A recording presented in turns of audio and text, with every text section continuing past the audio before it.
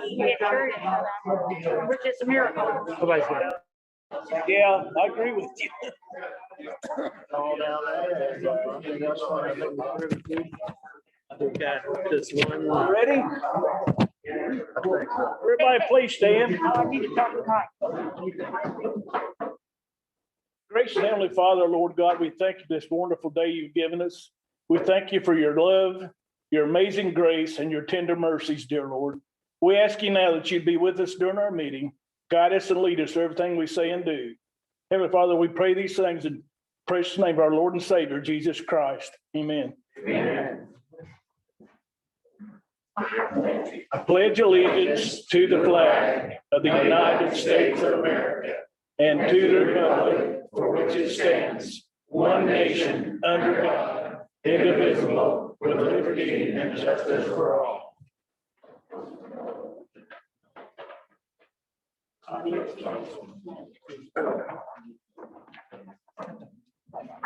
Come on, Mike.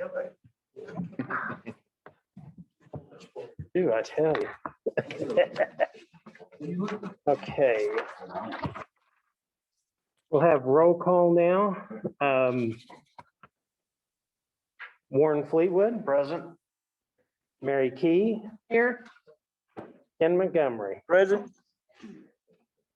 President, we have a quorum present. Thank you very much. Want to welcome everyone here this evening and look forward to presenting some information and also giving some of our members of the audience an opportunity to share information with us tonight. I'll begin by entertaining a motion to approve the minutes from our last meeting. I make that motion. I just have one question, Michael, and I meant to call you and never got it done. On the senior citizen thing, I don't think Bill Tooley was here. He was originally supposed to be, but he wasn't. So Right, yeah, you need to change that name. Yeah. okay. But that's the only thing I saw. We will- And I meant to call you and I never just got a chance to. Yes, that was. But that oversight changed on on mine. second. Yeah, Got a motion made and a second with the understanding that we'll review for revision about Mr. Bill Tooley's attendance.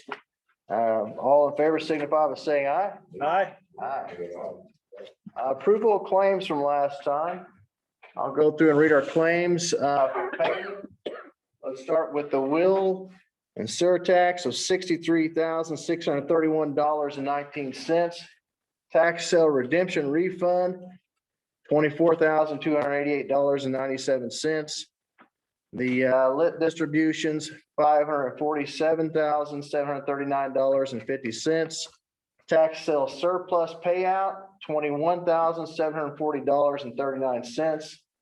County general, $351,209.60. Courts, $12,122.50. Highway, $89,513.99. Sheriff, $12,613.29. The ACH fund, $53,125.48. CAW one, $10,588.09. CAW two, $14,210.01. Payroll, $348,000, $348,899.88. Payroll deductions, $158,371.76. Insurance premiums, $343,761.60. And judge pro temp, $250. We'll entertain a motion to approve those claims. I so moved. Second. Motion made in a second. All in favor signify by saying aye. Aye. Aye. Thank you very much. Treasurer's report. I have the treasurer's report and the clerk's reports also, which you were all emailed those for. Yes. And this is just acknowledgement only of them. So, thank you. Hereby acknowledged. And I would like to jump in and interject one moment here. That does not say that Bill Tooley was here in the minutes. Okay, It says Mr. Tooley was absent. So, Oh, okay. so we're okay with these minutes here. for- Okay, thanks, Michael. Thank you for your review. Commissioners, old business, we have the purchase of an ambulance. I believe last time we had Crossroads Ambulance provided an estimate for us, or a bid, if you will. Mr. Spindler, do you have any concerns about Crossroads bid or anything that was turned into the county? No, I do not. I reviewed the packet that was submitted. That's low bid, and commissioners can take action this evening if they desire to do so. Do you have anything to add about that, David? No, I mean, I would appreciate it if you guys can act on it today. We definitely need one, so. Well, after the council meeting and they said we could use the broadband money, we do have enough in there. It only leaves us about 48,000 out of it, but I'll make a motion to approve to use the broadband money to pay. I don't have the exact figure on it, like 183, 183. 810. What? 810. I'm sorry, I don't. have Okay. it. And the money's already been, I'd give Christie a transfer tonight. So. We have a motion made. Do we have a second? Second, All in favor signify by saying aye. aye. Aye. I Nick, guess at this point, I can go ahead and contact Yep. them and tell them to proceed. please, Yes. you're good to go. Okay, well, thank you very much. Next up on our commissioner's old business is the teen center and old gym project, where the redevelopment commission met and had brought up that they were looking for a determination of the budget amount. They had advised that most projects come to them with a dollar amount, and I also know that Mr. Knapp is back today to talk about it. Mr. Knapp, if you'd like to come forward to the podium, and Mr. Robert Norris, if you'd both like to come forward. I just have a few words I want to mention before you gentlemen start, and that is these two gentlemen are pillars of our community in Fort Branch. They've both been involved in youth activities. And I just want to thank you for all your service over the years to the children and families in Fort Branch. And I've known these two gentlemen for a long time, and I will tell you this, it would be hard to reimburse them for their time and their efforts that they put into the youth and the services down there in that community. So We've enjoyed it also, appreciate it. but we've come tonight to talk to you about the old Fort Branch gym and to ask you to approve a budget for us. And I want to read off some of the things that we do in the old Fort Branch gym to start with. We have a walkers club there 5 days a week. Holy Cross basketball, boys and girls, 4th and 5th grade. Holy Cross physical education classes, all grades. The Fort Branch Community School has overflow basketball practices there. We have adult pickleball 3 days a week. We have birthday parties, dance recitals, AAU softball practice, 2 different age groups, AAU volleyball, high school age, Halloween haunted house, adult Halloween parties, the father and daughter dance, mini basketball tournaments, weddings, and the 5th quarter. And I think Ron Andermeyer was here speaking about the 5th quarter, so you're a little bit familiar with that. It's a very important group. A lot of children use that, a lot of high school age people use that, and it's just a really nice, safe environment for them after basketball games and football games. This is going to supplement the whole county, not just Fort Branch area. This is going to supplement the whole Gibson County. Okay. Yes. Uh-huh.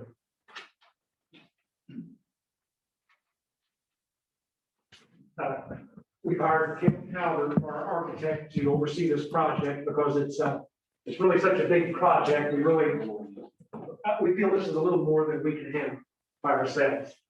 He could not be here tonight, but he will be coming to the redevelopment commission meeting. Robert and I have been on the board of directors. Robert's been on for over 20 years. I've been on for over 25, and there's never been any compensation for any of the director of the board of directors. We all do it volunteer and always have. The improvements to the Old Ford Branch Gym would be a quality of life project. And not just for Fort Branch, but for all of Gibson County. With upgrades, this facility would benefit teens and adults of all ages. The addition of a kitchen would be important. It would be, make it more inviting to anybody in Gibson County, especially for weddings, birthday parties, family reunions, the father-daughter dance, county meetings, emergency disaster shelter, athletic practices and tournaments, and Halloween haunted houses. The addition of a kitchen will make this facility much more appealing. It can be used much more often, especially on weekends. I myself am a Toyota retiree, and I think this is the kind of project that Toyota would support. It's for the quality of life for families, for all of Gibson County, for young people, and for older people. This project will complement the new YMCA to be built in Princeton. This facility in Gibson County gives citizens a large area for family gatherings, social events, softball, baseball game cages, public speaking, musical performances, and a shelter for emergency or disaster situations. I'd like to read off a list of some of the improvements we'd like to make.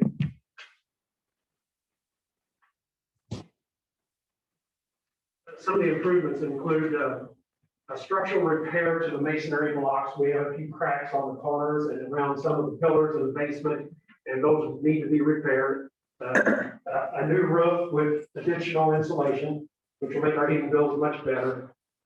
Repainting the entire building, replace the metal wall panels and the windows, paint the exterior stucco, new exterior doors, replace the flooring in the foyer, concourse, toilet rooms, and fifth quarter.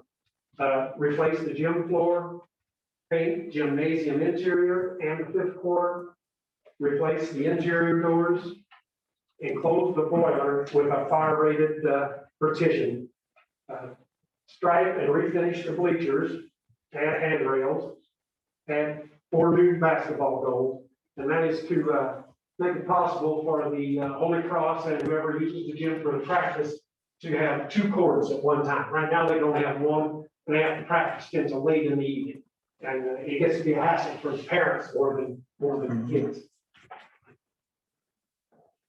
We're going to have permanent volleyball foundations, a new scoreboard and accessories, renovate toilet rooms, build a 40 by 70 foot building addition onto the west side of the building, concrete the parking lot, install water heaters. At this time, we don't have any water heaters in the building. Put in a new HD and AC system, and new LED lights in the gymnasium, and a new fire alarm system. And just wanted to ask for approval to our budget, that you could pass that on to the redevelopment commission. And I really feel like this is a good project to benefit the families in Gibson County. And at this time, what are any questions? Well, I understand where you're coming from with that. We have other communities in this county that have taken upon themselves to have fundraisers and that to maintain and upgrade their facilities, Hobstadt, Owensville, Mount Olympus. And Hazleton has their own community center. Now, it wasn't part of the school, but I don't know if you put forth any of that. And I just, have concerns about, giving money that way. I'm not opposed to it. Don't give me that way. But also, remember that you're asking for a lot of money. And it sounds like you're trying to rebuild the building. Well, Mary, talking about that, actually, this building was put up, and all the stuff inside it was put up for the old Fort Branch High School. Right. And that's where all our donations came from, to put all the memorabilia in there, build all the cases that held the memorabilia. And now, most of those people are too old to come and look. So what we want to do is make something for the future citizens in Right. the county. It's just not benefiting the Old Fort Branch alumni very much anymore. Well, I mean, you know, I just, understand, that's a lot of. Yeah. well, and also, you know, you're asking for 3.7 or something like that 3.7 million. million. When we've had other big projects come in, we normally only go for a fraction of it. And I feel like that's all we can do is, because that's a lot of money and there's a lot of worthy, you know, things to go, but, and they've come back, you know, so, and, you know, it's, I guess, a priority on what you would need to spend your money on first. Because you got a lot of basics there. We do, and everything in that gym was in 1938. So Right, It's just right. old, it needs some help. Right. So, I mean, you know, I'm not opposed to it. I know you guys have put some, you know, effort into it.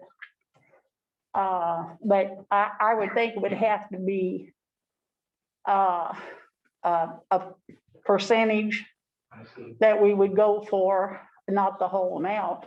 I see. And then you just have to prioritize, you know, Where we think it should. what you, yeah, where you need to spend the money first. Have to do that anyway. Pretty much. You know, you can't put a roof on a building if you're afraid it's gonna fall down. That's true. But So, you know, I appreciate you considering it and let us speak and considering it. and, you know, I know you said, you know, you charge like $25 or something. Actually, we charge For usage. $20 an hour. Uh-huh. Okay. We've done that for the last 30 years, only because we want everybody to be able to. Right. review. And I understand that. I understand that. But I mean, that's just my concerns for me to you. Okay. Appreciate your input, Mary. And I think she raises some legitimate concerns. I'm interested in this project because I think it fits with the progressive approach that I'm wanting to take for our county, especially in terms of quality for life projects. And, you know, I'm really excited about where this county is right now and what we're doing for our families and our youth. I know some other projects that were done in the past focused a lot on infrastructure, and I also think that infrastructure is critical. But I'm glad to see some diversity coming to the table here with some quality of life projects. I like it when I hear people talking about we can do this for our families. We can give people places to have celebrations. We can, you know, allow people opportunities to meet as a community, and hopefully, you know, that's on the horizon once we work our way through this pandemic. So you guys are really, you're pulling at my heartstrings with this project, and I like the fact that you're opening it up to the entire county. And I think it was brought up in some of Mary's presentation there or concerns that the other parts of the county have areas like Mount Olympus has an amazing gym, and I'd like for us to do something to help foster growth there too. So, you know, I think there's room for these kinds of projects, and you have my undivided support. It's my intention to, well, I'll just go ahead and do it here unless Ken, do you have any discussion or questions for? I think it's a great thing to do because it's not just Fort Branch needs, the whole community does, just like the Y. It needs to be something that everybody can do. It's open for everyone, anybody. I wanted to mention too, I think most of the basketball players from Princeton's team came down this year, used the gym several times just to play on off days when they were playing up here. Yeah, it's a far reaching project. It may be located within the proximity of Fort Branch, but it's open to all. And we see a lot of our Princeton friends and our you know, Owensville buddies, and we see people from all over the county and even from outside of the county at times in there working out or enjoying, you know, one another's company. And I've seen a lot of walkers in there when I've been in there in the winter time. So I just think it's an amazing project, and I'm pushing right now these quality of life projects. I just think they're going to, at the end of the day, I think they're going to reach way beyond even our intention.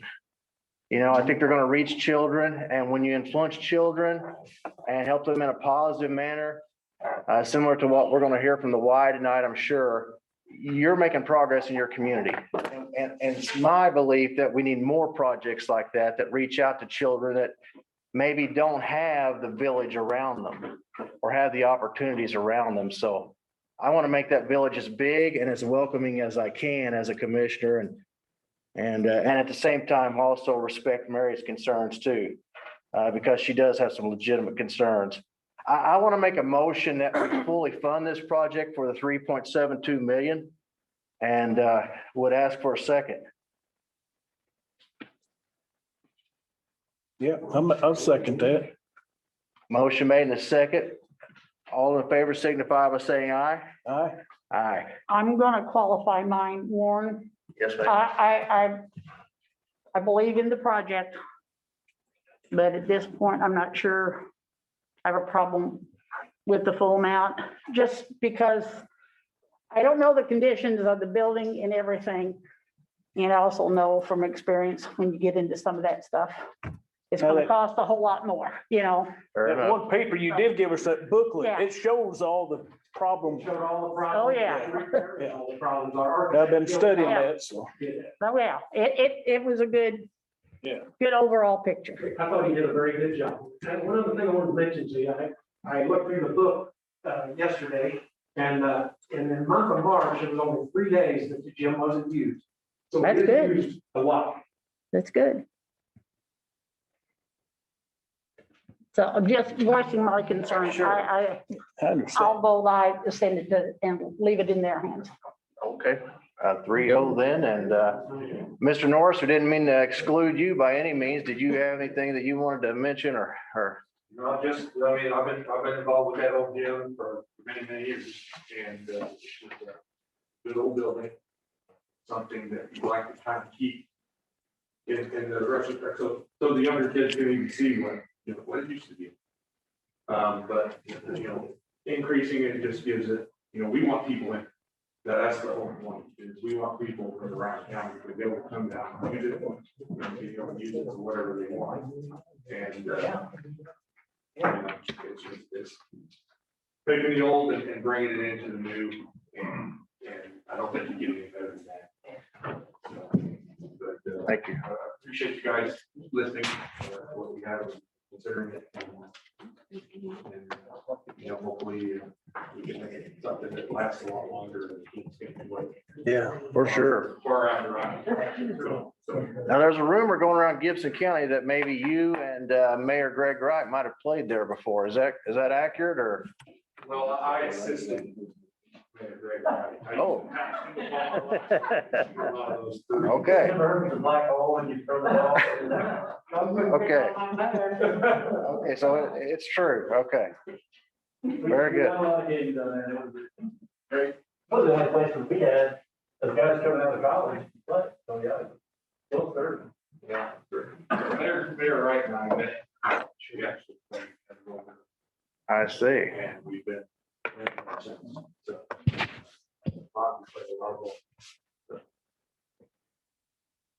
Thank you both for your attendance and your work on this project. Thank you for letting us speak. Greatly appreciate it. Official vote. Yes, and Okay. 3-0. 3-0. Let's see, moving along in our agenda for commissioners, new business, the Okra Small Business Grants, and we're fortunate to have Steve Marchin here this evening. Steve, would you like to come forward and take the podium and explain what you know about these Okra grants and how it might be useful to our community here in Gibson County? I would love to, I've got a couple of handouts. Excellent, please. Thank you. This is very similar to the email that I sent. Right, very good. Thank you, sir. So first off, congratulations to the county for the award. And I'm not sure if you know where went why. So,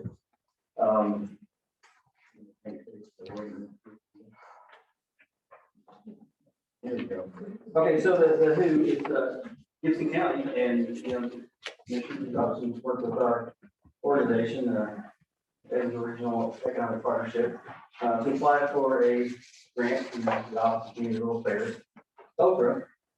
And this is a $250,000 grant award. The purpose being to provide grants to small businesses within the local boundaries of Houston County, meet certain eligibility criteria. And of course, these grants are meant to kind of offset operating expenses due to the COVID-19 pandemic, closures, loss of sales, that sort of thing.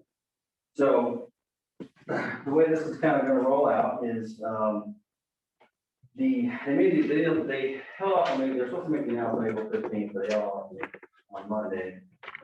Started getting the word out there, but it's up to the deal now to kind of get the word out there, including kind of a different press release, you can part of that or not if you want. It's up to you. And we are expecting to have the online applications for the kind of small businesses to go online tomorrow at noon. And there will be a short application that they can fill out, followed by a few documents to download, send back to us. It's going to be explaining how they're impacted by COVID. The purpose of the grant is to help retain jobs in the county that are aggregate. The jobs that are 61% low to moderate income. So they're below certain income threshold. That's the purpose. So the businesses will, attest that these funds will help retain their businesses or their employees, as well as the list of employees, not necessarily the names, but their positions and a calculated wage, so that we can make that Illinois that low margin percentage. So it's not really an overly burdensome application for the businesses, and we're always there to help on with that. So that, like I said, that's planned to open tomorrow at noon. Until typo on your page, it's actually Wednesday, May 5th. Originally, we were gonna have it open for a week, but with the downloading the papers and getting it back to us, we want to make sure everybody has a chance to really get all their stuff and turn it in. So May 5th will be a really close application. Now, I have made copies of this last paper, and I'm gonna hand them out to some of the small businesses I know, and that way they can get on the email and, Great. you know. The one with the eligibility criteria. So if I go there and say, that one, okay, yeah. That's a good idea. It's got, how to apply and might be eligible. And we'll talk about that for just a second. So the eligible businesses, we're targeting small businesses, right? So we're talking about 100 employees or less. And it runs the gamut of what exactly is a small business. So there's one leeway there. Really, I would encourage just about anybody to apply. What we're not going to look for are cash wages. So if I'm babysitting for my cousin at the end of the day, well, that's not really a business.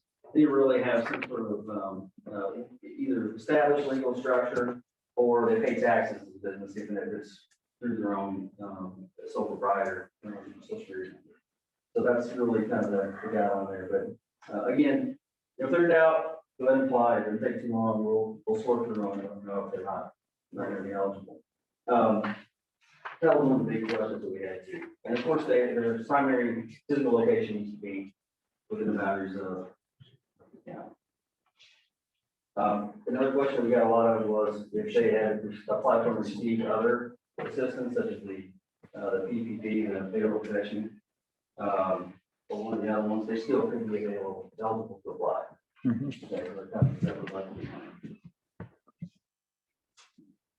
Steve, when I opened up the Princeton Daily Clarion, I believe it was just this evening, doing one of my quick scans and reads, and it was one of the first papers that I picked up. I happened to look through there, and it seemed that many of our communities have been blessed with these Okra grants. City of Princeton, city of Fort, or a town of Fort Branch, a town of Hobstadt. I was just overwhelmed with excitement after seeing all these communities, which leads me to my question. If, let's say a guy applies at the city of Princeton, which I'm not sure what angle they're taking here, but let's say they were doing small business and, helping out their small business just like we're doing. And if I'm off, please correct me, but if they apply there, can they also apply to the county? Can they do multiple applications or is it just one shot, with, Just one. okay, If you okay, want it, it won't be duplicate. Okay. You know, we're fortunate enough, you're right, for our Fort County service area, we had 15 communities. Be able to receive this grant, so it's fantastic. Yeah. And if they, apply, say through, for instance, we'll watch and see if it's overly burdensome and then maybe, the county, so many cities and towns got awarded, if there's not that many other counties, then, we talked about maybe shifting some of them around, because even if they're within, for instance, they're still within the county. So they could still be awarded that way, if it's more separated, but yes, they apply to their city or town, that was awarded first. There you go. okay. Good question. And the good thing is they're all going to your group and you're getting to see all the applications, so. Right, we'll be able to check that for duplication. Why not? That's pretty fortunate, otherwise it might be. Right. Good stuff. Thank you. Right, so, after that online application closes, we get all the documents back. Our office will look through and make sure there aren't any that certainly aren't eligible for it, and do that sorting that we just talked about. We'll bring the list to you all, with our recommendations, all these are eligible, and it'll be up to you to approve that award for those eligible businesses. Then we send that list to Oprah. They double check it as well, and also make sure we meet that low moderate income requirement. So they kind of have the final say on it too.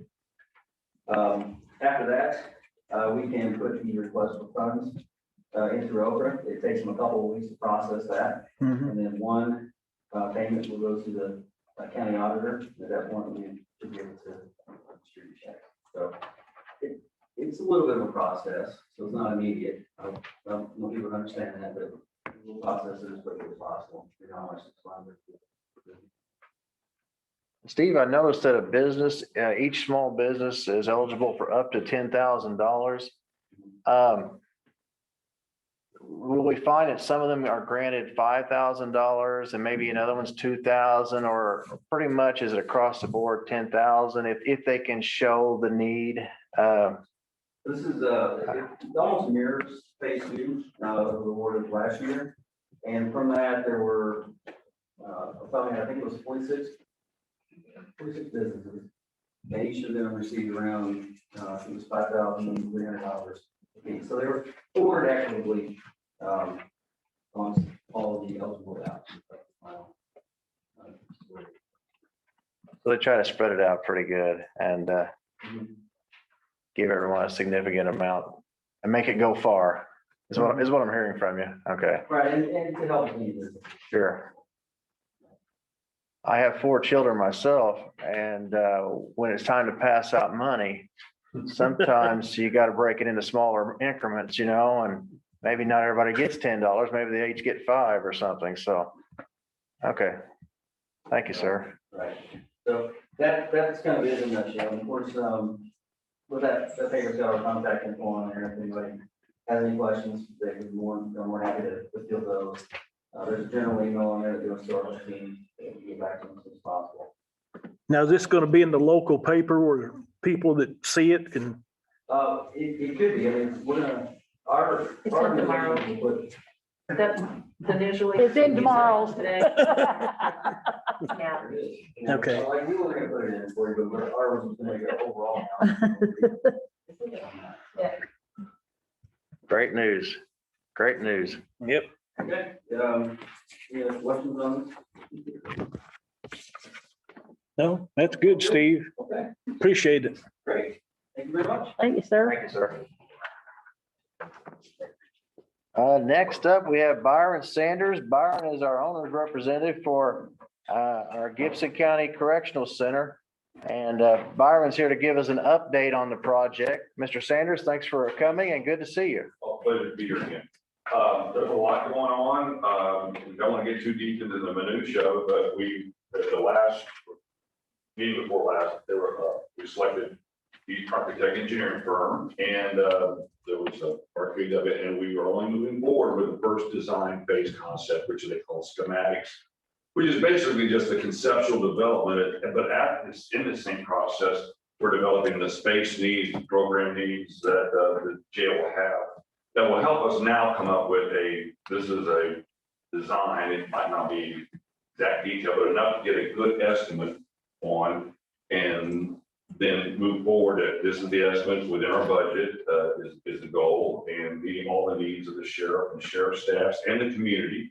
And so that's what we're working on right now. We're hoping to have that done in about 8 weeks, and hoping to be back here with more good news. One of the highlights since the last meeting we had I'll just call it a community meeting. We invited a lot of the different representatives from different elements of the community that had interest in the jail, from jail, the staff, the dispatcher, to commissioners and some council, and area development people, and some interested citizens.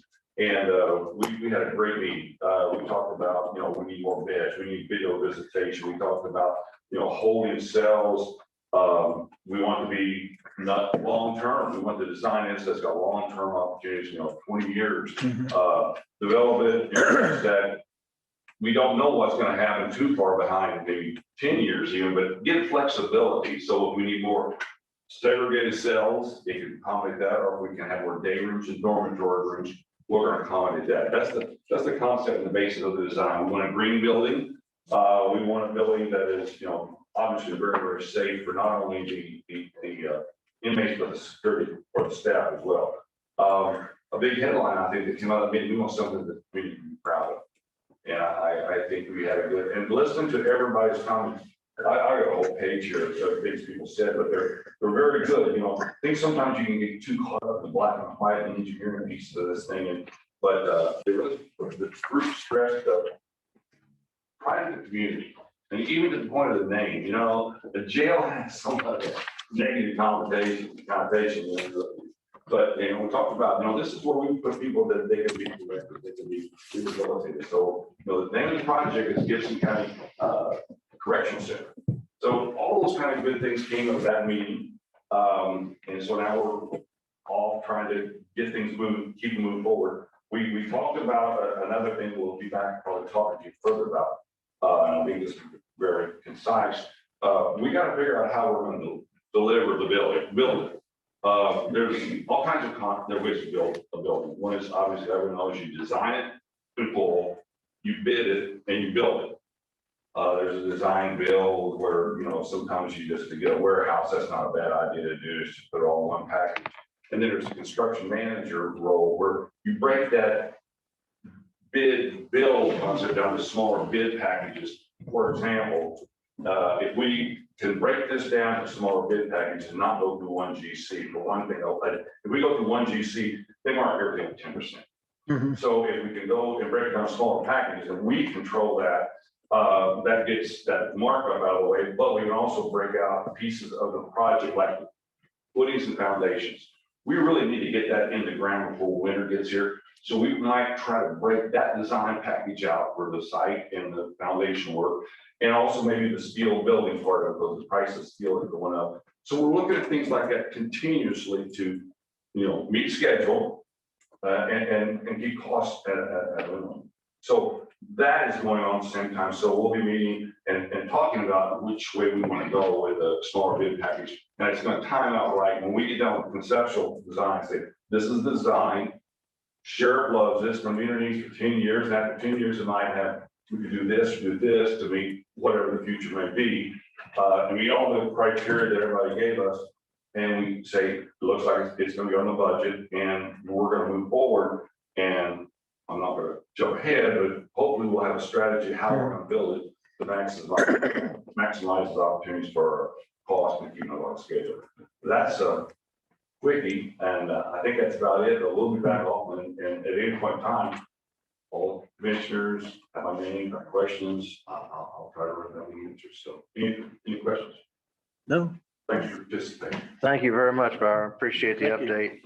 And Byron, that reminds me of a story. I was speaking to a young lady in the community, and she was telling me that her father was incarcerated. And I said, well, I'm sorry to hear that. But at the same time, I thought to myself, we're building a correctional facility here, a correctional center. And it's going to be home to some folks who have difficulty. And it's going to be home to folks who have family members and family in our community. You know, I think that's always important to keep in the back of your mind when building something like this, that these are people that we oftentimes love. These are people that we know. They're community members. Yes. They are community members. And maybe their cards aren't always played right, or there may be issues that they're contending with in their personal lives, but irregardless, they're still important community members. They're still valuable people and deserve our respect. And so does this project, right? I mean, this project deserves our utmost scrutiny and respect. We're building into the design, you know, program rooms, training rooms, you know, so they can have church services that necessary. So they're not just stuck in a mentally very it's just under the standards facility where, you know, you end up coming out madder than you were when you went in sometimes, but not that it's a Holiday Inn or anything such as that, but a place where, you know, staff can work there and feel that they've got a facility that respects what they do. I mean, unfortunately, you know, so many times I've worked in a lot of jail projects, you know, the staff, you know, they get what they get. They got to do what they do, and they've done a wonderful job of maximizing that facility to get what they've got out of it. But I think giving them a nice facility that respects what they do and even the humanality of the people that are in there, I think we're going to see that something the community will be very proud of, because it's happening in every county. The jails should be challenged, but I think we'll hit the mark. And one of the best things I just heard you say is there's going to be room for some religious leaders. Definitely. Should they want to come in there and reach out to people? That's one of the best things you said, in my personal opinion. In a personal note, I believe service is key to the work. And I've offered to help with that situation. And if churches would want to go in, and I would be glad to participate, but it's just football about everybody. So yeah, we can build a facility that can help people serve. They're looking for serve. Thank you, sir. Next up, the greatly anticipated YMCA project. And we have a group of, I can see already some great people here tonight to talk about this project. And I just don't think we can give a warm enough welcome to all of you, because you guys are behind a project that's going to be a positive impact in our community for years and years to come. Mr. Wright, welcome, and other members of the Southwestern Indiana YMCA, welcome to Gibson County. If you haven't already been welcomed 100 times, your commissioners are welcoming you. Well, thank you guys for putting us on the agenda today. You know, I am Greg Wright, Mayor of Princeton. I'm also on the Toyota Gibson County YMCA board. Also, I have another city representative with us tonight, Sherry Green, who's the president of our council. She also sits on the board with me. Along with me and Sherry is Jonathan Pope, the CEO for the Southwestern Indiana YMCA, and Jennifer Brown, the COO of the Southwestern Indiana YMCA. We also have Brian Hancock, who is the board president, and Steve Fritz, who has served in about every capacity you can imagine at the YMCA of Evansville and has been part, obviously here in the county for a long time, has been a member of the YMCA board for Steve, you could probably tell us, it's been about 25 years on it. You know, since the announcement of the Gibson County YMCA, as well as the commitment and partnership with Toyota manufacturing, the enthusiasm and the excitement of local residents about having a full service YMCA, including a pool, has been unmatched. You know, the excitement that's going on. This facility is a voice of this community, and it is yearning to grow economically, spiritually, and also having the focus on healthy living. It's somewhere we fell short on here in the county. I have felt for a long time. So we have this opportunity as a community and as community leaders, which I'm part of that, to be part of history and to move in the direction of success. And I'm going to turn it over to John and Jennifer right now, show you some renderings that get everybody. Thank you. We can get this.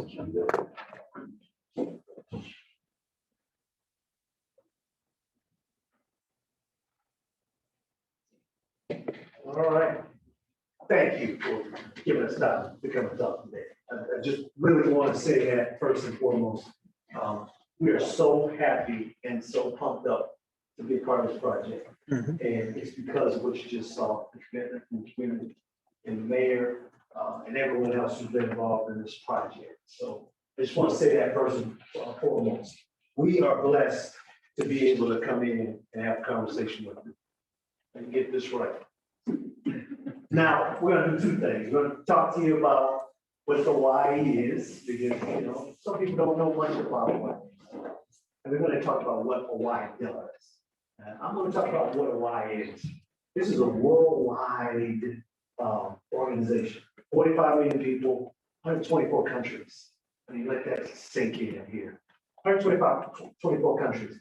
There's a YMCA on every continent in this world, but there's not a YMCA in every neighborhood. That's what's so special about this project, is that we can plant a YMCA in Gibson County.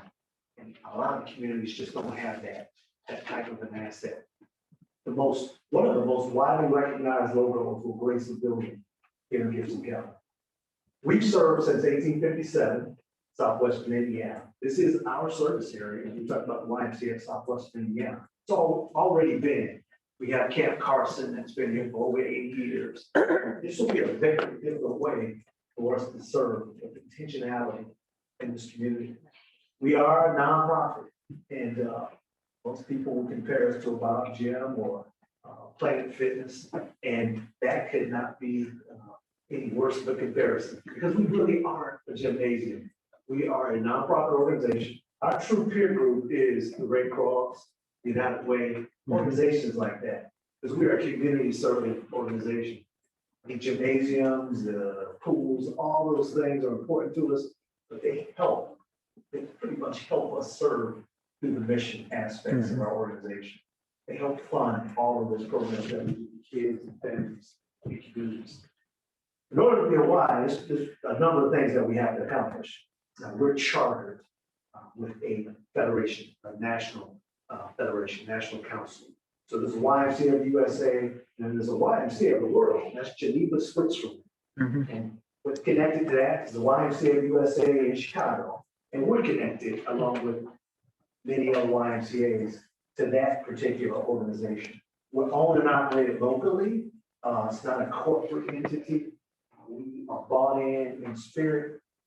We pay dues just as any other franchisee would do in a business situation, but we're owned and operated locally.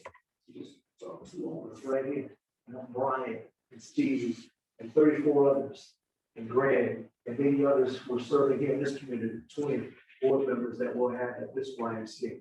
Those are the true owners, and you as a community are the owners of the Y. So we're led by a volunteer policy making board, and that's their role, to pretty much steward the assets of the Y and lead community change. We also must be accessible to all people through affordable fees and financial assistance.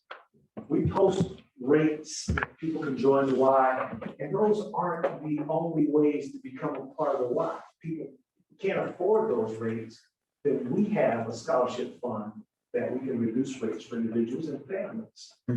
We want families who might be income constricted to be able to come to the Y and participate with folks right across the street from them, that have the ability and the means.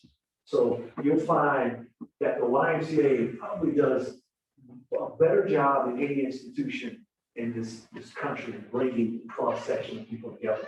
Different incomes, different abilities, different ages, different walks of life. I always like to point out our treadmills, because that's the best reflection of our communities. The individuals who are lined up on those treadmills at any YMCA I walked in, it's a cross-section of the community. And that's what's going to happen here in Gibson County. And we must fulfill an important human, community, and societal need with membership programs. Each Y is unique because it matches up with community need. Pretty much is a reflection of community need. There's a Y in Jerusalem, and that YMCA actually brought together Muslims, Christians, and Jews. And that's the only building they would all go communicate and work out and be around each other. That was the mission of that Y because of the conditions in that region. And it's the same here in Gibson County. Whatever those conditions are, that's what this Y will take on, that DNA. Collectively, the largest provider of health and wellness, there is no peer when it comes to health and wellness programs and the scope in terms of what we do. The many programs and facilities that we operate across this country, there's really no peer. Childcare, largest provider of childcare, bar none. And that's something that blows people away. We serve kids in after-school settings, in early learning programs, more than any other group that you can put together and put in front of us. This is our mission. Our mission is different at every YMCA, but this is what you get with the YMCA of Southwestern Indiana. This is our mission statement. If you focus on keywords there, example of Jesus Christ. You don't have to be a Christian. You don't have to believe what we believe to belong to the Y. We're going to love on you, and we're going to treat you fairly. We're going to do all those things that Christ did. We're going to make you feel welcome. We respond to community needs. Whatever those issues are in the community, we're going to be here, and we're going to serve in that way. All people, all people. You heard it first with the teen center. All people. The same with the Y. All people. No matter if they can walk into that facility or they roll into the wheelchair, and you see exactly how we'll serve that need. Doesn't matter what color you are or how much money you have. All people that belong to this YMCA, especially youth. That's why we're in business, to serve kids and make sure they have a place to go. Relationships are important to us in spirit, mind, body, which is our triangle. That's what that represents. Those are the most important mission statements. How we serve is important to convey that to you today. As I pointed out, we aren't some corporate entity, moving into the neighborhood. This is a true nonprofit organization. You can see our revenue matrix here. 45% of our revenues comes from membership. Those are individuals paying dues, belong to the Y. Another 34% swim lessons, kids classes, sports, different things like that we offer to the community. Help sustain the work. And you see that the other shades there, purple, blue, and green, those are all donation grants, special grants. So the community comes together and says, hey, this is the Y. We want to support it. Just do good work. And that's where we fund those mission programs. Those things that you're going to hear a little bit about in a second. This is our revenue mix, and this is how Y operates. There's 4 impacts that I want to point out before you see some of the details in terms of what this Y is going to look like. Those 4 impacts in the community, and these are tried and true. This has happened in many communities across America. We join forces with municipalities, counties, in some cases, and we relieve that burden from the taxpayers. A lot of counties, governments, and municipalities go along and say, we're going to build a community center. And then they have that burden of their ongoing costs. When the YMCA moves into the community, they meet that need. And that cost burden is taken away from the taxpayer. And it's all centralized into the community good. We provide a catalyst for growth in population and businesses. Kokomo, the Kokomo YMCA, actually, when they built their YMCA, the government, the city government actually credits the Y for being the catalyst for businesses moving in downtown and spiking the economy. That's what happens when you get YMCA in town. And then these last 2 things, adding an attractive amenity that's going to motivate young families. And we all know there's a labor shortage here in our region, and the folks that work here don't always live here. So they get in their cars and they drive off to other communities, and that shouldn't be. YMCA, give those folks incentive to stay local, and have a place to go and gather, have things for their families to do, have recreational opportunities. It also increases opportunities to partner. We take you with a lot. That's why we're here today. We can't go to Y by ourselves. Can't fund the Y by ourselves, and that's why we're making this appeal to you to consider helping the YMCA. Helping it be built and funded out. Jennifer's going to give you some numbers, and you'll see how much we've raised so far. how much we get to raise. But partnerships are key. Toyota was our first partner, and that's really what got the excitement going. And then we've had other partners join with us. The hospital partnerships, school partnerships, there are other entities in the community that the YMCA will link up with, and will make good, deep community change. So I'm gonna turn it over to Jennifer Brown. She is our Chief Operating Officer, and she's really intimate with the project. She's gonna talk about the building. You guys are gonna see some of the design, scoped out, and we found out a little bit about how we got here in terms of the feasibility study that was done to indicate that YMCA will do really well in this building.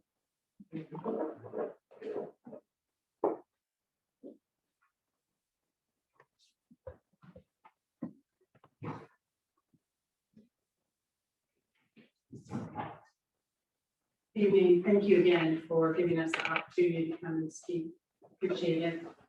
In 2018, individuals, businesses, and government entities raised $35,000 for a feasibility study to see, is it possible to have a Y in Gibson County?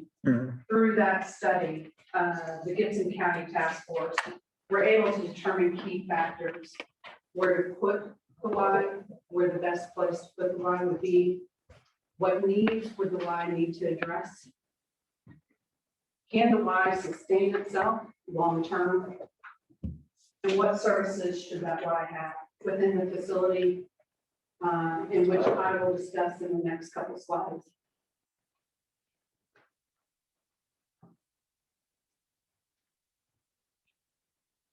Oops, I'm missing a slide.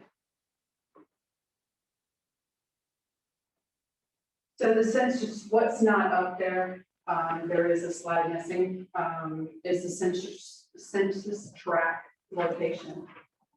And during this survey, we looked at 3 areas within the county for the Y to be placed. The first would be near Toyota. The second was Highway 65 near North Gibson School Corporation. And the third location was the 2nd Avenue in West Broadway, which was the most popular with the respondents of the survey. There was good distribution throughout the county. There were a lot of respondents throughout the whole county that said yes, that they would be interested in a Y, which is great because it means that the Y will serve the whole county, and in turn, the whole county will support the Y. The interest, that's what we look for. Can the Y be sustained long-term? And we look at how many people are interested in the Y, how many people have great interest, how many have a lot of interest. And this slide shows that interest before those locations were given. There was a 4.9% with a great deal of interest and a 2.1% with a lot of interest.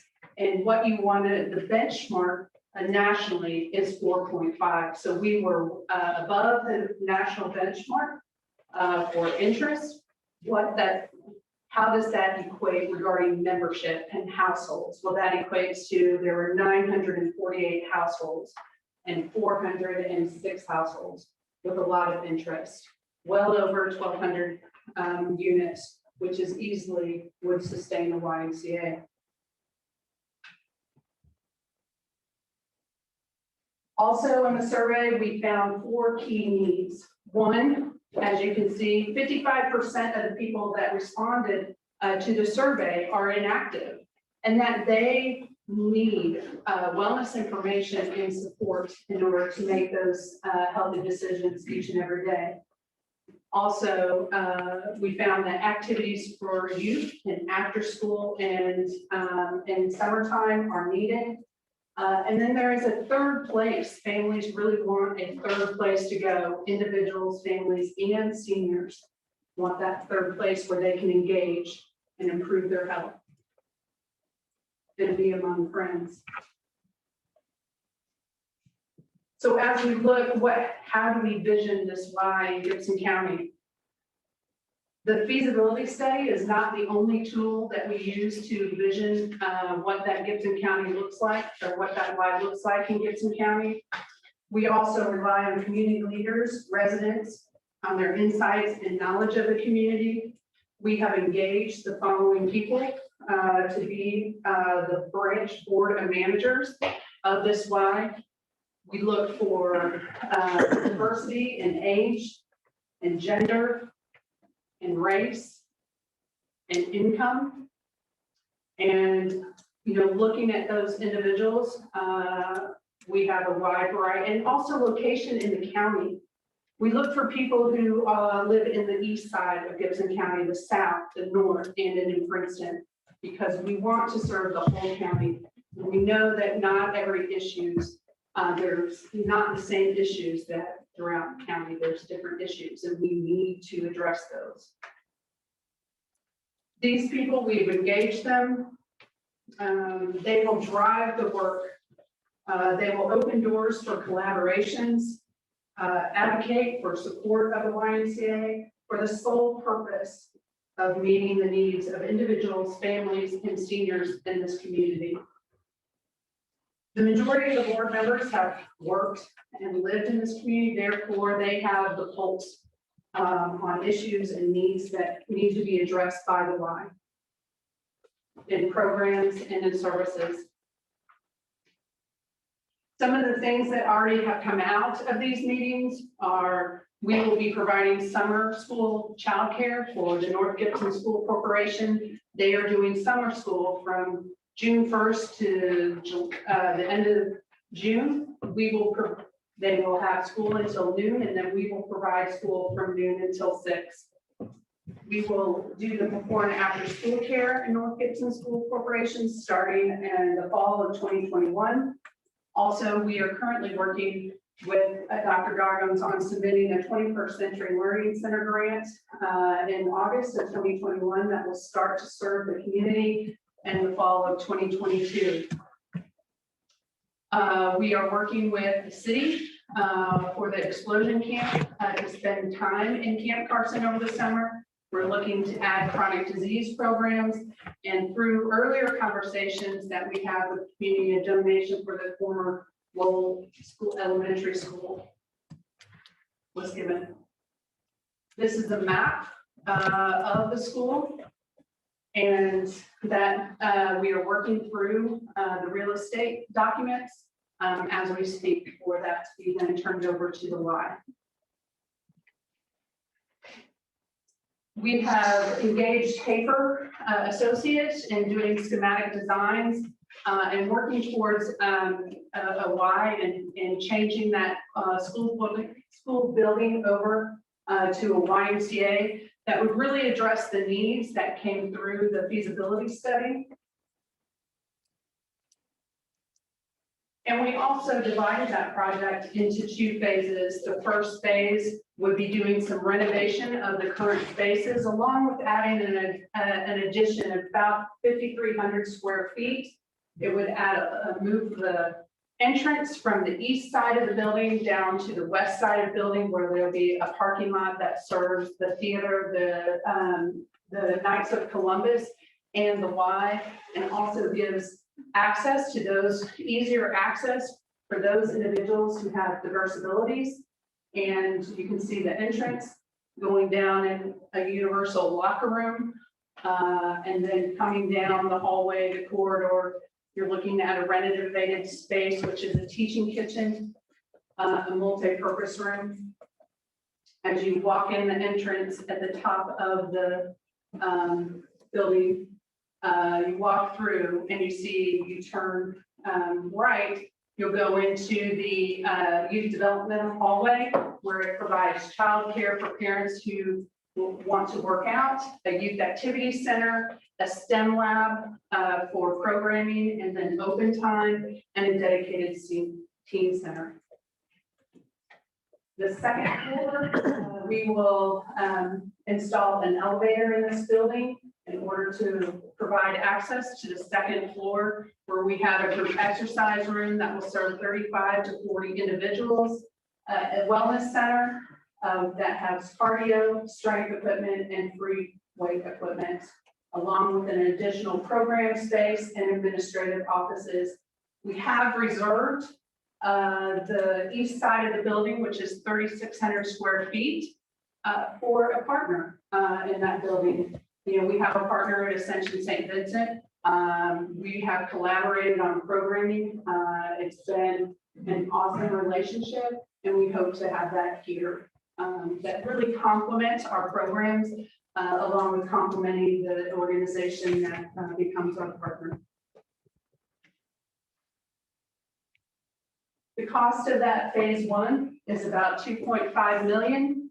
We have currently raised 1.5 million. We've also identified through private donations. We've also identified other donors who we plan to connect with, but we do have a shortfall in phase 1.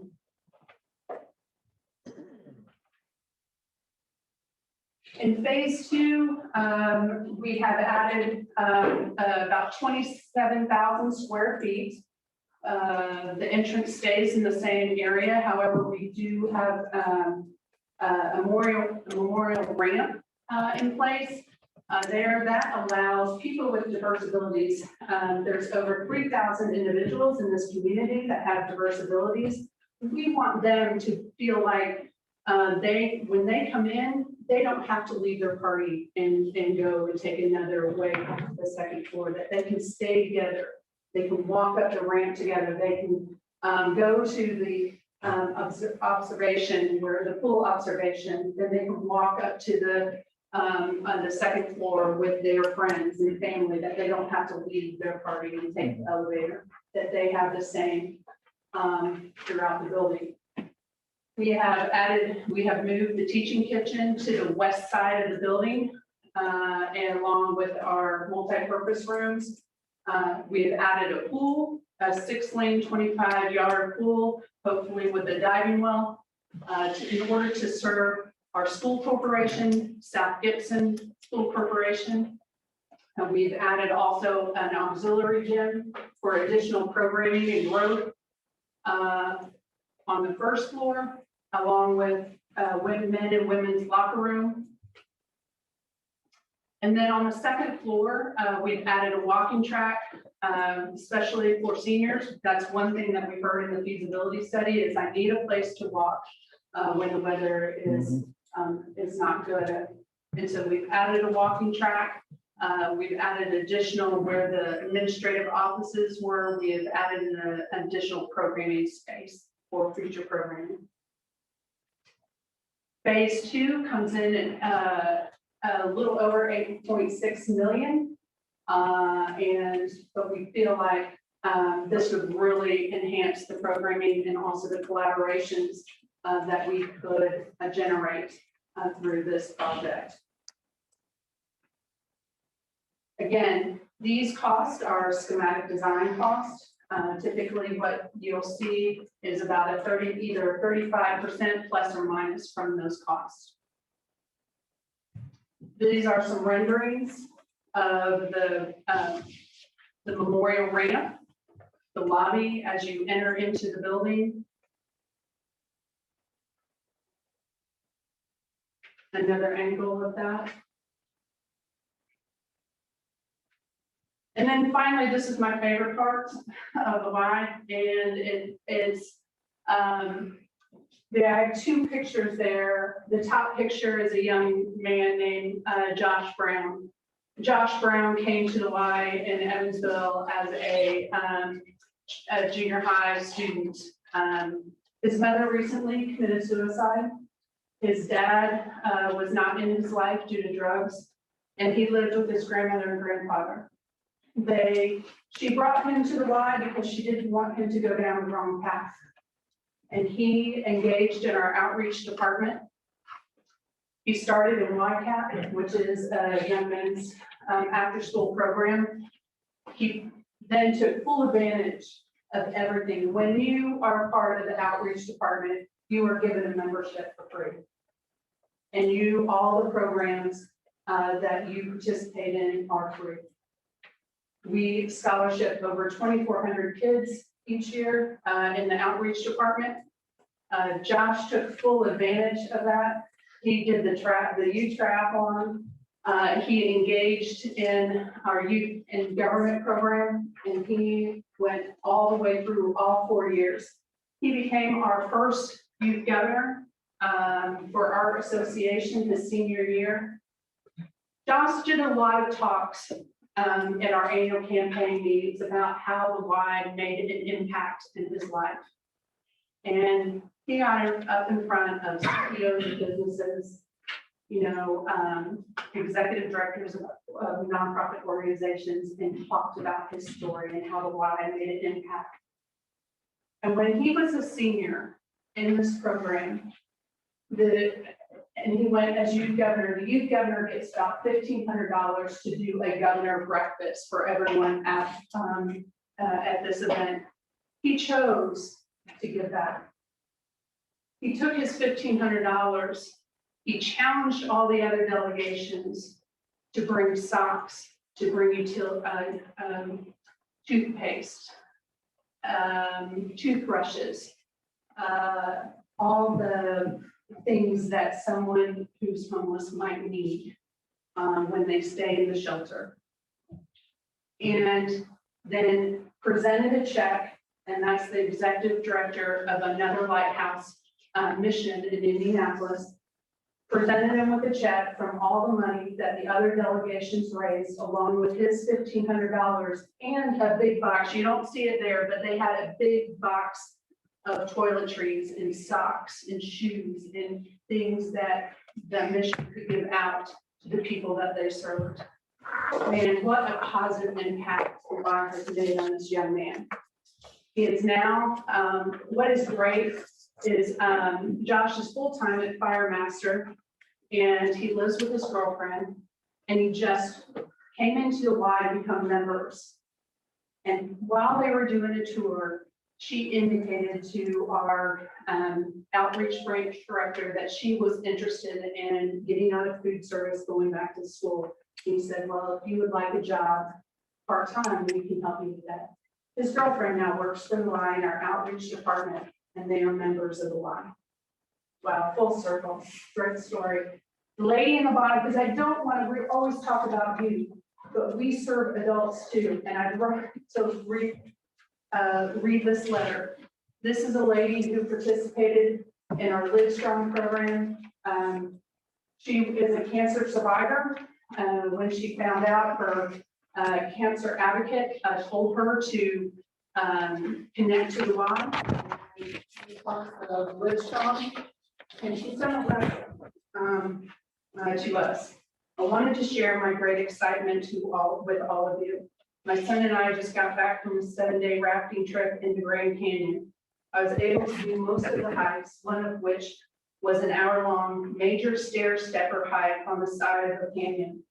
I was full of emotion, gratefulness, and life at the top of the hike that I broke down into tears, of course, joy. And it was simply so amazing. It didn't matter that I was next to the last person to the top. I really made it. Praise God. I attached a picture of Jordan and I, and near the top of the hike, not necessarily the canyon. If you can zoom down in the left of my shoulder, you will see the 2 blue rafting boats at Scan Camp, which is the beginning point from which we hiked.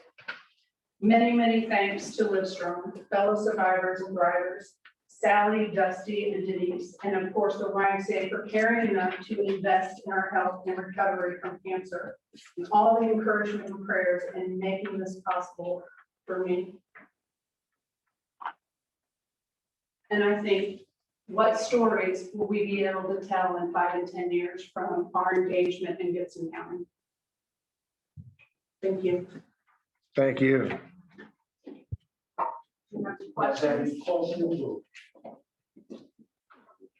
Commissioners, any thoughts or questions that you'd like to add? Having the opportunity to semi-digest some of that, and it's a powerful message for sure. Well, almost too many thoughts, but Gibson County has been trying to get a lot. Over 30 years, I know. And been involved in it several times, not this time, but you know, it's gonna finally come true. It's got to come true.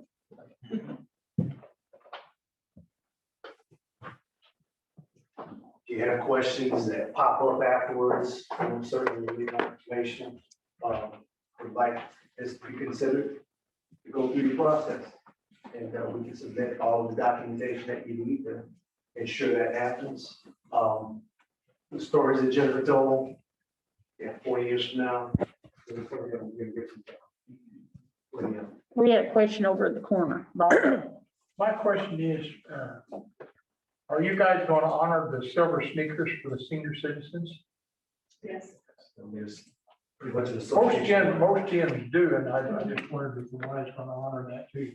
We currently do at the Ascension St. Vincent and W. So that would be something that we would do. Okay. But that's probably, that'll mean a lot to the senior citizens. Being one of them. We should also point out that one thing that we didn't touch on was rates. You know, rates that we post in Evansville. The rates here are gonna be about 30% lower. So the market sensitivity that we found out through the feasibility study indicated that we needed to come in with more affordable rates and make it more, make it less of a, I guess, a deterrent or less of a hurdle for people across here in Gibson County. So our rates will be lower, but that's. What will your rates be? I don't have them in front of me, so, but they are lower than our current rates at our association. That was one thing that was, like Jonathan said, it was discovered in our feasibility study, that there was a direct correlation with interest and price. And they did a pricing at our regular rates, pricing at 15%, and pricing at 30%. Actually, the pricing for this way, there was a lot of interest. It didn't really change much when we went from 15 to 30. There was a lot of interest. I know on the slide, it had over 1,200 units before you introduced location and pricing. When pricing was introduced, when we look at the 15% reduction, it did drop down to about around 900 total units from 1,200 units. And then it really didn't change all that much when we dropped down to the 30%. We will always look at pricing because it is something that is, like John says, a pricing sensitivity in this community. But we will also look at balancing those expenses to ensure the Y is sustainable for long term.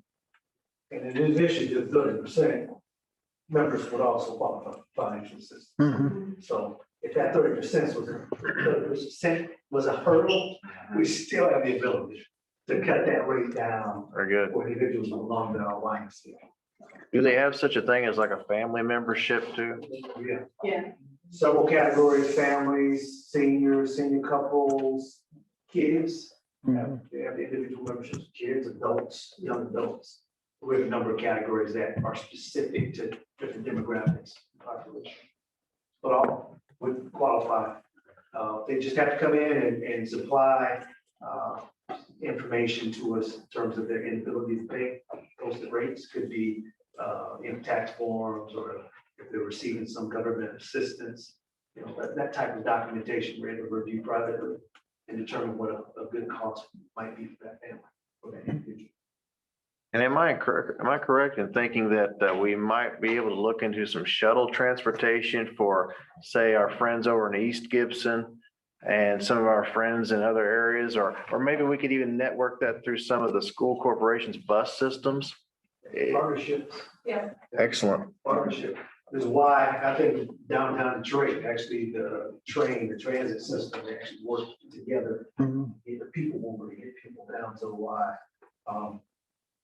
We're planted here. We're going to work with all entities to remove those types of hurdles. Individuals can't get through YMCA we're gonna find a way for those people to get here.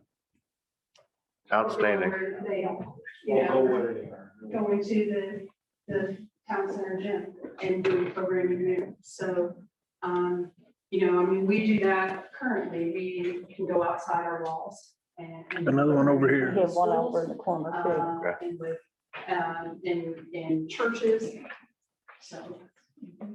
We have a few more questions.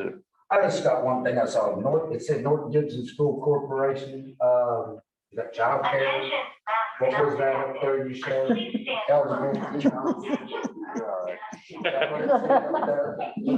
I'm sorry. Childcare or something, or Yeah. after school childcare, that said North Gibson School Corporation? Yeah, Is that the only school? well, that's the only school that has reached out. Okay, I was Yeah. seeing it, so other areas like East Gibson and South Main Street qualified for that also. Yeah, you know, we just have to sit down and talk to Jay Wilson, who is the superintendent of the East Gibson, and say, you know, is the need there? Eric Goggins, Dr. Goggins is on our board, and he indicated that they are going to need assistance, and so. He brought this out, yes, I was just wondering if that was singled out like that. Now, the other one question, the swimming pool for the schools and everything, is that going to be open to the public also? It is open. We do have days where if you're not a member, you can come and join and be a part of the Y. You can get a day pass. So at times, yes. So somebody would be able to buy to swim there every day. Yeah, currently at our Y, we have a guest pass for $8, and then you come in, buy a guest pass and swim if they choose. For the whole summer. Well, That's what I was asking. Is yeah, there- there is a limit on the buy a guest pass right now. I mean, it is, if you have 12, times that you can go to buy. I was just curious about that, because that'd be a question for the mayor, but if they don't use the swimming pool we got in town, you're gonna have a big empty hole sitting over water. Because if people start using the Y, you're gonna run into a problem that I saw where I was living out up north. You got a swimming pool that the city had that wasn't used anymore. Well, the I mean, nice, I don't know if the city pays for that, and they're gonna want us, our taxpayers to fill in that hole in the park. Make a park out of it, fill in that swimming pool, it's just something for everybody to do. well, I'm just saying, they're gonna have a swimming pool sitting there, probably not being used in the near future. It's something. What you can expect. I think we'll have use, why, we'll have use for our communities. Yeah, I know. You got Ys and communities where there are city. pools. I was just hoping pool could, that they don't ruin the swimming pool out of the whole deal, is what I'm saying. We actually want, we're gonna be managing the city pool in Evansville. Okay, And, we run our pools, 2 pools, Dunnigan YMCA, the Ascension segments of YMCA. We'll be managing the city's pool. that's all I had, it was just something. Now, you know, I think it's, we don't have enough water for kids, but we need more pools. Be quite honest with you. So they're gonna have some. Someone over here? Feasibility study you mentioned, that out so people can review it or anything. The reason I ask is I was involved with YMCA back to get a feasibility study. And that's when, like Barry said, they decided, YMCA decided that this we couldn't support it. I just want to see what changed. So that one was done quite some time ago, that's probably what you're speaking to. But our, as a county, our population hasn't grown that. And I understand that good part of this, we could bring people into the county. But we don't want to get over our skis when we're starting to try to do something that hopefully will work. And I moved around all my life and been a member of our YMCA in different towns. And they're great. I mean, everything you said was fantastic. It was true as far as I know. And, but I'd just like to see what the difference was between what we had several years ago and what we had now. So I can't speak to the one that was done some time ago, but this one, it was a county appeal. So that could be a difference. I'm not quite sure. That one was more targeted. This one also was location specific. If you build here, you're gonna get maximum optimized reach. And we ended up with that location, Lowell Elementary, is actually the most ideal scenario for us. The company that did the feasibility study, does it for a number of other YMCA's throughout the country. They've been pretty successful. Again, I'm not sure what study was done a while ago, who did it, and what that rationale was. But this one was pretty solid, and it said why it could be sustainable. Greg, did you find a copy of that old file from there? Probably is one, probably find the old one, but we have a copy of that. You have a copy of the new one? Can I see it? Sure, okay. I don't think it was all that different. I was part of that back then. Yeah. My son Nick was part of that hospital, where it was chaired up.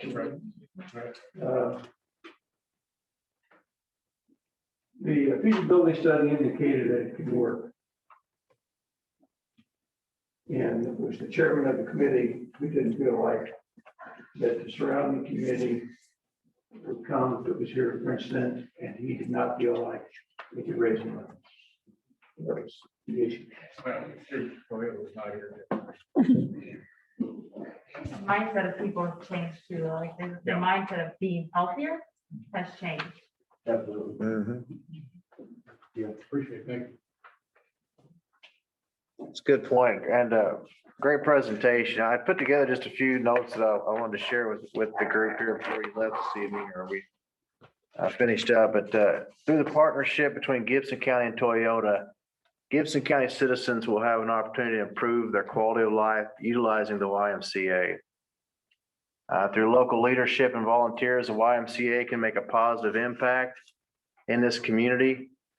And one of the most important contributions I think we heard tonight and we understand is that I think the most important contribution is that to a child, a caring adult is a great contribution.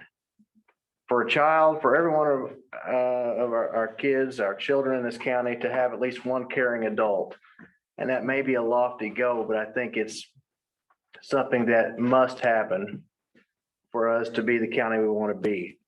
And I think the YMCA is a good start to providing caring adults for these kids in the after-school programs and STEM programs and various other opportunities that you offer. I believe I can speak for my fellow commissioners in saying that we're honored to support this project and hear all that you have to say this evening. And I might just conclude by saying, you know, the song says it's fun to stay at the YMCA, right? This is going to be fun. This is going to be fun and give back to our community. So God bless you and thank you for coming in this evening. I think Greg's Thank going you. to close us out, so I'll turn it over to him. You know, we heard things today like live strong and youth government, we've not had those. Those are things that never exist. And that's just scratching the surface. When I selfishly kind of wanted to be on board with this situation just for myself, and maybe kids could tag along and play basketball. And then I started learning about the programs and some of the things that they do, and some of the differences they make in the lives of our children. So I would like just to end it and say this. I put a request, a TIF request funding form in front of you guys. If you go down through that, you will see, you know, a lot of questions were answered today about sustainability and some of the aspects that the YMCA offers. So you can plug the YMCA and the pro forma and the plan that they have here, and it would answer, it would meet almost all those things. And that form we found was from 2011, so that's how old that was, and here we're talking about it today. So we would ask the Gibson County Board of Commissioners to invest in the future of Gibson County and the future of our youth by considering passing along to the Redevelopment Commission our request for funding of this $350.2 million project. Thank you. Thank you, sir. Well, to me, in full support, I told you earlier, of the Y, and hoping for many years. My husband had worked for it twice in the past. And I would like to make motion to send forth the amount that Greg had said to the commission. What was that again, Mayor? 13.2? Well, I'll second that. I've got 22 grandchildren. They need to be going to something like that when their parents are, not around. Well, and to go on what Warren said about, one adult for a Right. kid. it's maybe a kid for an adult. You know, you have a senior citizen out there that has family, but they live in California. Yep. And they miss them, and they need that support. And they're, you know, the kids are there too. Yes, Bob? Have you guys reviewed the redevelopment budget? Yes, sir, or at least, I know we've looked at it and consider their funding. As a matter of fact, one of the items we have coming up here is a consideration of the pass-through percentage. Right. And that's going to directly relate to this project, because what we do with that pass-through percentage and what funds will be available for the next 4 to 5 years through the Patoka Union TIF are going to sponsor these types of programs that we talked about this evening. And Well, yeah, you're already passing, like $16 million here. yes, sir. Yes. Yes, sir. What we're doing this evening is a long-term commitment for sure with the TIF funding. Right. And, That's what I was wondering, yes, if sir. you reviewed. Because I know you're gonna, I guess, vote on the pass-through. Or Yes, sir. recommendation on pass-through yet. It is my intention to bring that up here next, actually, so. Okay. And I've thought long and hard about this to answer your question, or hopefully this is a good answer to your question, because this is how I've really processed all this, but I've thought long and hard about the history of some of the TIF spending, and also thought about where I want to see our TIF dollars go to in the future. And Bob, I don't sell myself as knowing everything or having the best answer all the time.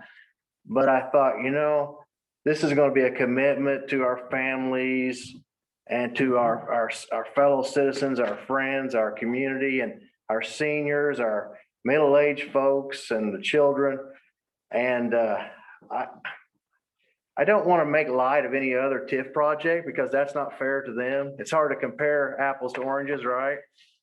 But at the end of the day, I'm just like, you know, this is an outstanding quality of life project. And if a guy is going to err, you know what I mean? If you're going to err in spending the TIF dollars, then I disagree with what. Right. It's just that I don't want to see the TIF district be overwhelmed. Sure. Right. Fair enough. Because if something comes up within the TIF district that needs to be taken care of, we got to be able to do that also. Sure. So, you know, is it be a long-term commitment? I believe it can be, given the dollars and what I've seen, and our draws are $8 million. Right. So if you look over the course of the next, if for instance, let's say this is just a scenario because it's to be decided, but let's say we would stay with our current pass-through of 60/40 that we have within our Patoka Union TIF, then we would still have those a minimum of four draws. We're talking roughly like next year, 32 million. next year, we lose one bond. We lose the last bond. I think we pay it, it's paid off next year, I think. Is that right? And I know we've actually got a study too, Bob, through Baker Tilly, where they I'm not sure, Bob, on that. forecasted our numbers for the next 4 to 5 years. I think next year we pay off the last bond and everything. So the pass-through could change and make this more feasible. You know, Well, and Bob, there's always a reserve there to make sure we have money in the TIF for a worst case scenario. I know that, but if you overextend yourself. Oh, yeah. No, I understand where you're coming from. But a lot of people don't think about, we do have reserve. Yeah. Okay. That's all I got to say. Well, I hope I've given you an ample answer there, but we've looked at the numbers, the projections for the next 4 years. And to be quite honest, I'm hoping that we can work these quality of life projects through. This is some long-term planning, and then also allow for some funding to be used for some of our major thoroughfares. maybe, and I really don't know which one or maybe ones that we can use funding for, but I'd like to see us develop some road improvements going easterly to I-69. We currently have a lot of traffic and issues with traffic getting out of Toyota and around that area. But again, this is just one commissioner talking. I'm not representing these two, but I would like to see us consider some road projects, major road projects to improve safety along those thoroughfares going easterly out of our county to I-69 with the remaining dollars. Should that be an option? I mean, again, just one guy talking. But no, I appreciate your concern for it, and I do think it's a worthy question. You know, are we getting ourselves in too deep here? I know Mary's made a motion on the table. Ken, did you second Yes, I already? did. Second. Okay, we got a motion made and a second, and all in favor signify by saying aye. Aye. But I do think Bob's question deserves attention as we move forward. Oh, yes, yes. Especially with those, there will be some remaining money. And to be frugal with that money is a wise choice. I know how the TIF board has done things in the past, you know, and I've not always agreed with what they've done in the past. But I know how they. Yes, sir. With the last session, the commissioner session we had here, they passed through a lot of asphalt trash. Appreciate your input on that, Bob. And I guarantee we'll take note of it moving forward. Major medical leave, Mr. Watkins? We have one, and I have proof that everything is correct and in order for it. Very good. And I believe you just require a signature on that, or? Just need signatures on there. And, well, it's something we had just addressed briefly, and that's the Patoka Union TIF pass-through percentage. We do need to vote on this one.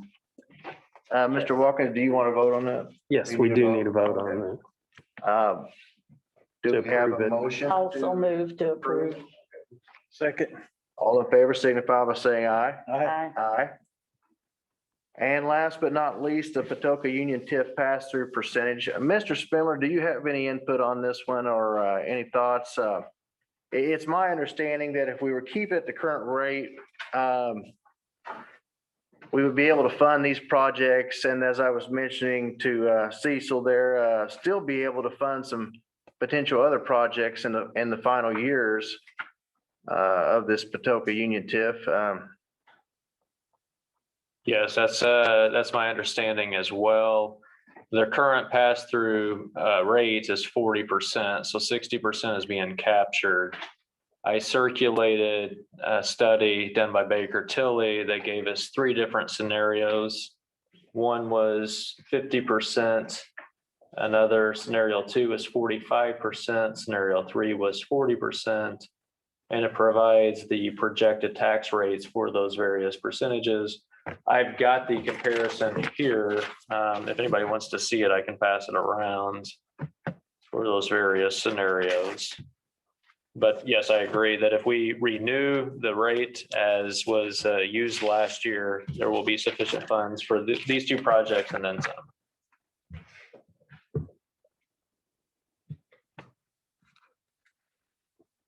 And fellow commissioners, I think my selling point is the latter portion of what I mentioned earlier.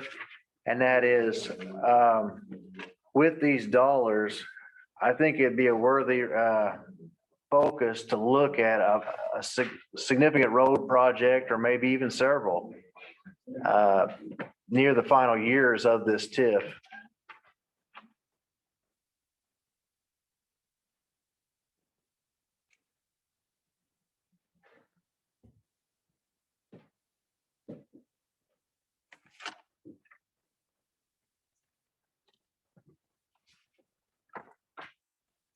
Thank you, sir.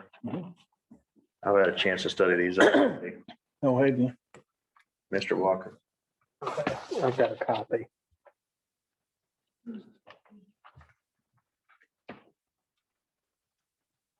Is there any discussion before we move forward?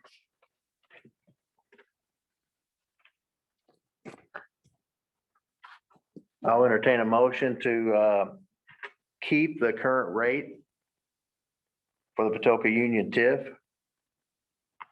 I'll second that.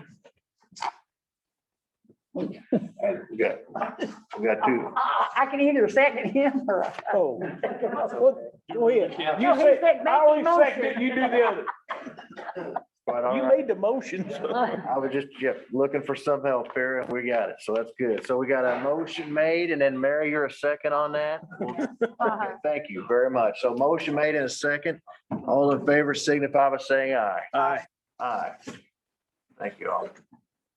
Do we have a motion to adjourn? Diane, did you want to say anything for the health department? We are still seeing, I was saying, it's around 6 new COVID patients today. So we're still, and we are still vaccinating. We'll be vaccinating every Wednesday at the fairgrounds from 9 to 7. And if you don't have an appointment, you can just walk in. So that's for the COVID-19. Are the numbers still fairly high as far as getting them? It has decreased significantly with the younger generation. Well, I can understand that. We were giving a little over 500 per day on Wednesdays, and now we're about half that. So we have lots of openings, so, if anybody shows an interest, we are out there all day, just stop by. Have the positive cases, what's the general age group, is it all over the place? All over the place. Mhm. Yep. Vaccinated people, please. Yes. Please get vaccinated. Now, are we stocking the Moderna or Pfizer, or what do we have now? We have Moderna. Okay, uh, which requires two. Very Moderna. We had one clinic where we had Johnson & Johnson, and then that was on Saturday, and they recalled them on Monday. And the hospital has five. All right. Is there anything else, or did we leave anyone out inadvertently? Okay, great. Wait, I saw.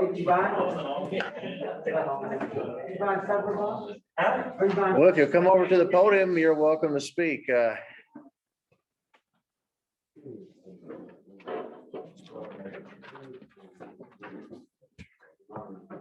My name is Mike Morris, my wife Brenda, and coming to you tonight for as the president of the board of directors of Maple Hill Cemetery, which is a newly established nonprofit organization. And I don't know if this was the right forum or not, but I just had a question if it was. We're seeking consideration for the COVID relief money coming to the county. I believe we're in the paper a little bit over 6.5 million this time. So I didn't know if this was the right forum or not to present that, or if it is, I can go ahead. If not, you can tell me when that time would be. We're still in the early stages of getting that money and knowing how to process it. So it may be a little premature, but then if you can give us a short synopsis, we would be more than happy to hear what your project includes. Great, okay. So a quick history of the 120-year-old cemetery. It's on the south east end of town, Maple Hill Cemetery. It was established in 1900, and for the last 18 years prior to 2020, it had been neglected severely. I don't know if anybody's been through it or not, but anyway, it's 18 acres, over 4,400 headstones are there. In the past 18 years, it's been neglected. And the Cliff Note version of, we got tired of looking at it. A lot of other concerned citizens did as well. My wife put a post on Facebook that said we were going to go there and clean it up one weekend. We had about 20 people show up, 4 tractors, all kinds of equipment, and made a big dent. Felt great about ourselves. Short story, a long story. Those volunteers came together with our own money and purchased the cemetery from the previous owners. We formed the nonprofit first in the nonprofit project. So now we're a nonprofit and we're running strictly on volunteers. Nobody's paid. And So we're trying to maintain and beautify the cemetery. We tried that last year. Just get our foot on the ground and see what it was gonna take. Since then, we came up with a lot of projects to beautify. And one of the current ones is new to this area. It's called a cremation garden or a scattering garden. And what that entails is there's a trend for people to be cremated instead of the traditional burial. A lot of that is driven by the cost. So with a scattering garden or cremation garden, a person could be, their ashes could be legally scattered in this area and memorialized on a granite stone that we're gonna have placed. And so we're also gonna have a trail through the woods, if somebody'd like to be scattered there, wildflowers, some rocks with some landscaping, different areas to scatter. We're also gonna have a less expensive area to bury urns. And there's also gonna be a place for biodegradable urns, which is another trend, but it's all driven towards a less expensive alternative for people. For a traditional burial can be over $10,000. So in addition to that, we want to have like a gazebo area, a place to reflect. We're going to have, in addition to that, is a columbarium, which is like an above ground area for a urn to be placed in granite above ground. And that's also beautifies the cemetery. And the trend, similar nonprofit, the only way to generate funds is through donations, burials, and selling plots. With the cemetery being in such poor condition the last 18 years, people have been turning their nose up at the cemetery, so plot sales have gone down, but that's the only way it can be maintained for years. So we're trying to look forward and establish beautification to sell. We're looking at it as a business. There's the footprint of it there. It's 18 acres. So all that woods is undeveloped, but the place that we're going to put our scatter garden, the previous owners used it as a dump for their trash and their friends' trash. And there's stuff buried there that we can't even use as burial. So we're going to transform it and make it a beautiful place. This is a great picture because we're there working right there right now.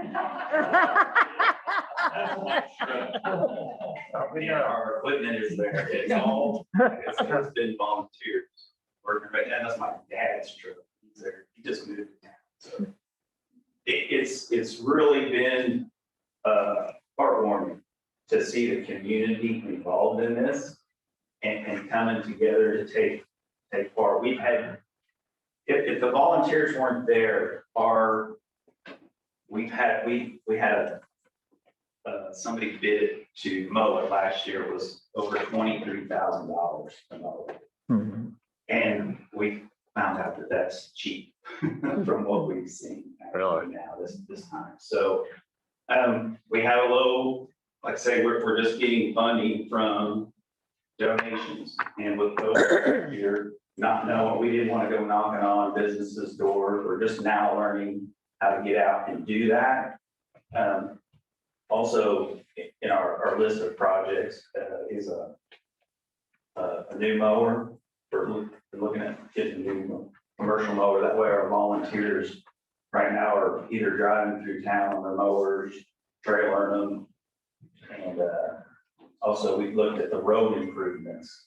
When we first drove out there, your car would get scratched and you would have to drive around holes through chunks in the road and stuff. So volunteers we've got Mother Nature pushed back, but we've had bids for new roads, the mower, and the scatter garden area is what we're looking at. And it's a lot of money.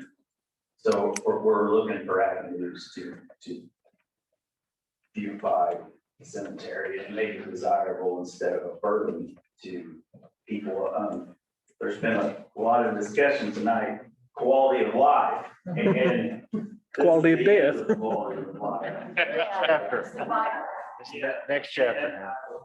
It's short, quick story was, I got help me do some work and I wanted to pay him. He said, no, don't pay me, just give it to, charity. I said, okay, I'm gonna give it to the cemetery. He said, no, I'd rather give it to somebody alive. I said, no, listen.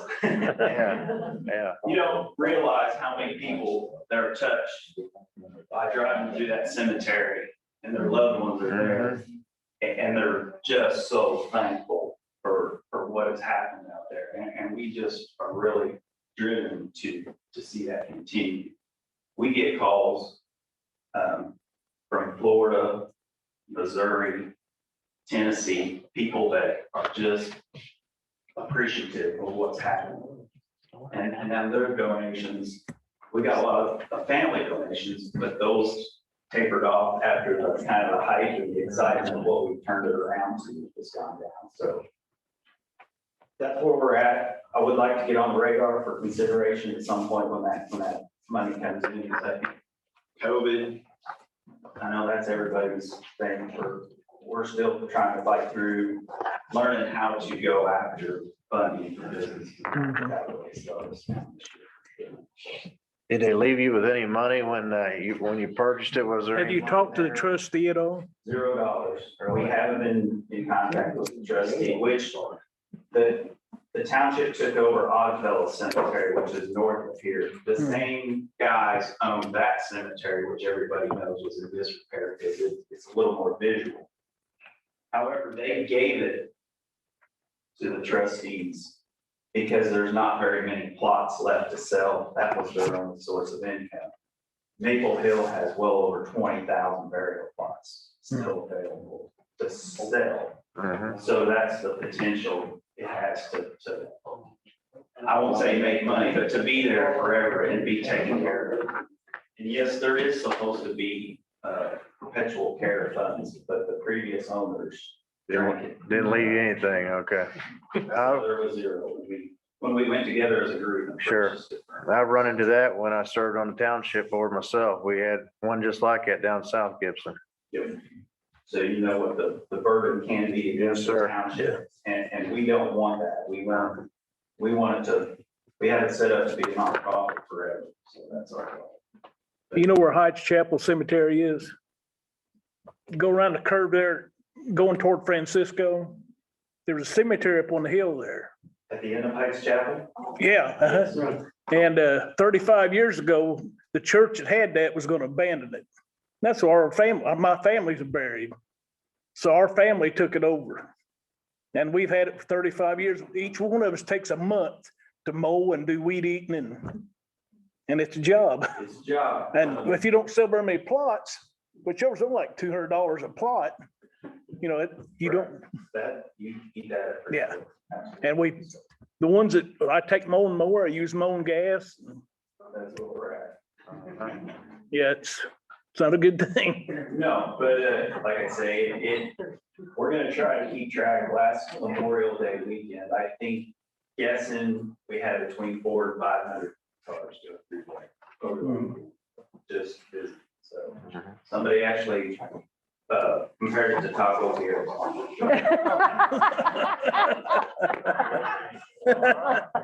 Maybe we should open a Taco.